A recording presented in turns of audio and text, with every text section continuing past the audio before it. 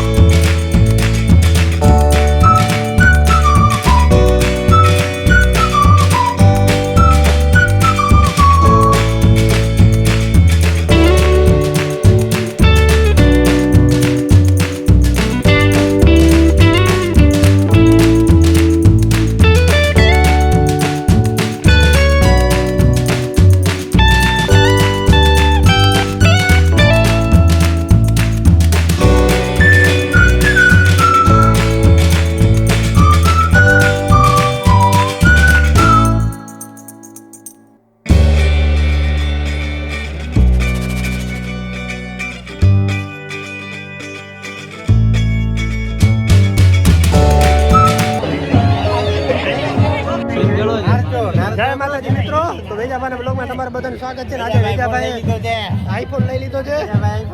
તો બધા ભાઈઓ બધા ભેગા થઈ ગયા ને વેજાભાઈનો આઈફોન લીધો એટલે અમને હરખ થઈ ગયો કે વેજાભાઈના ફોનમાં આપણે બ્લોગ શૂટ કરીએ તો વેજાભાઈના બ્લોગ વાયરલ થાય, બરોબર ને વેજાભાઈ? હા, આ બાજુ ગઢવી સાહેબ, ભાઈસુભાઈ ઘટીને ભાઈ વેજાભાઈના આઈફોનમાં આપણે વધારે ફેસ ચમકાય છે ને વધારે રૂપાળા દેખાય છે ભાઈ। એટલે આટલા બધા આપણે રૂપાળા નથી। જીતોભાઈ ને બધા વેજાભાઈના માણસથી કાંઈ ઘટે નહીં ભાઈ ને આમાં વેજાભાઈના ફોનમાં વધારે તો વેજાભાઈના બ્લોગને એટલો વાયરલ કરજો ભાઈ તો વેજાભાઈને વધારે ડોલર આવે તો બીજું આઈફોન લઈ જાય